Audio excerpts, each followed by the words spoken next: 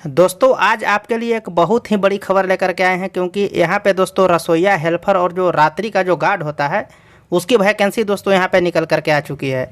और हाँ दोस्तों, बहुत ही कम योग्यता रखा गया है। मात्र 8वीं 10वीं अगर आप हैं तो आप इस फॉर्म को फिलअप कर सकते हैं। कोई एग्जाम आपको देने की ज़रूरी नहीं है, सिर्फ और सिर्फ मेरिट बेसिस के आधार पर ही आपका जो है चयन वहाँ पर हो जाएगी।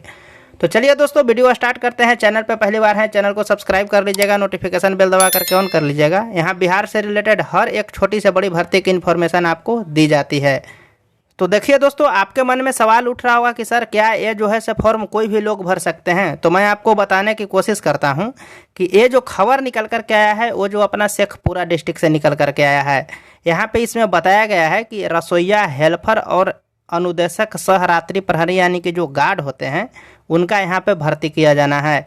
वहीं अगर इनकी योग्यता की बात करते हैं तो देखिए, रसोईया की योग्यता बात करते हैं तो टोटल एक पद रखा गया है और एज जो है 25 वर्ष से लेकर के 55 वर्ष तक रखा गया है। और यहाँ मैट्रिक उत्तीर्ण होना चाहिए और खाना बनाने का अनुभव होना चाहिए। ये रसोईया के लिए यहाँ पे क्वालिफिकेशन रखा गया है। और रसोईया का पेमेंट जो है 7,500 महीना का दिया जाएगा। वहीं हेल्पर का भी देखिए एक पद रखा गया है, वो 8वां पास होनी चाहिए और 6,000 रुपया इनको जो है मासिक दिया जाएगा। वहीं दोस्तों जो गार्ड हैं उनको एक पद उनका भी है, उनका भी ऐसे 8वां पास होनी चाहिए और उनका जो है कार्यालय का जो कार्य का जो रख रखाव होता है वो सब का उनके पास अनुभव होनी चाहिए। उनका भी जो है पेमेंट है 7,500 रुपया महीने का दिया जाएगा। अब देखिए यहाँ पे एक वरीयता में दिया गया है अभियुक्ति में कि कोई भी जो सरकारी हो या अर्ध सरकारी संस्था में अगर वो कार्य कर चुके हैं, जैसे मान लीजिए कि कोई गार्ड हैं तो इससे पहले भी कहीं अगर गार्ड का काम कर चुके हैं, या जो रसोईया का फॉर्म फिलअप कर रहे हैं वो कहीं इससे पहले भी रसोईया रह चुके हैं, या प्राइवेट हो या सरकारी कंपनी हो कोई फ़र्क नहीं पड़ता है। अगर रह चुके हैं तो वो इस फॉर्म को आसानी से फिलअप कर सकते हैं।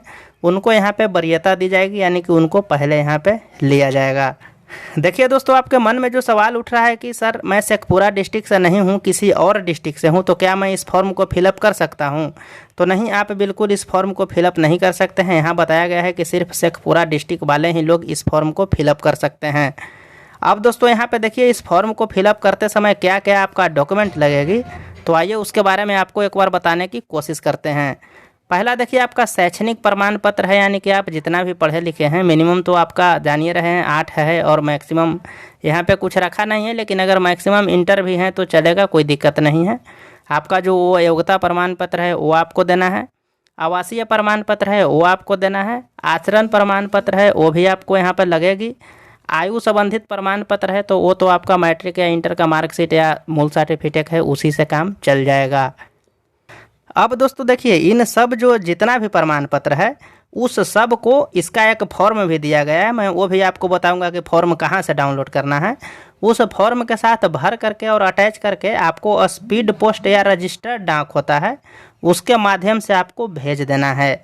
कब तक के भेजना है, तो देखिए यहाँ दिया गया है लास्ट डेट 31/7/2022, यानी कि 31 जुलाई तक के आपको भेज देना है। अगर आप इसके बाद भेजते हैं तो आपके आवेदन पे कोई विचार नहीं किया जाएगा।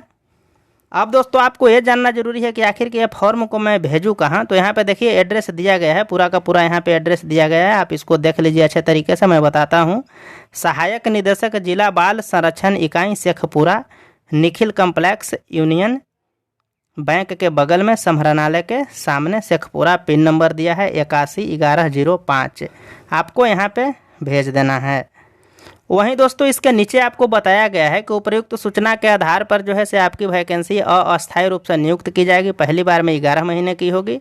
उसके बाद आपका सेवा और कार्य क्षमता को देखते हुए आपको एक्सटेंड किया जा सकता है, नहीं तो आपको हटाया जा सकता है।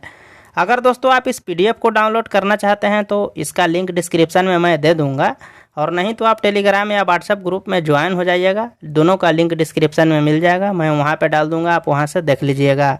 अब इसका एक बार आपको फॉर्म दिखा देते हैं कि क्या भरना है, कहाँ पे कैसे भरना है और कौन सा फॉर्म है। तो ये देखिए दोस्तों, ये जो है इसका आवेदन फॉर्म है। यहाँ पे आप फोटो चिपका दीजिएगा। यहाँ पे अपना नाम, जो पद के लिए भर रहे हैं वो नाम, पिताजी का नाम, जन्म तिथि, योग्यता, वैवाहिक है या नहीं है। अगर अनुभव है तो भरिए, अगर नहीं है तो कोई बात नहीं है। पूरा पता यहाँ पे दीजिए, यहाँ पे सिग्नेचर कीजिए और आप स्पीड पोस्ट के माध्यम से भेज दीजिए। फिर भी दोस्तों अगर भरते समय कोई कन्फ्यूजन हो या कोई चीज़ समझ में नहीं आया होगा तो आप कमेंट कीजिएगा, मैं आपको ज़रूर बताऊंगा। तो चलिए दोस्तों, फिर मिलते हैं एक नए वीडियो में नए जानकारी के साथ। तब तक के लिए जय हिंद, वंदे मातरम।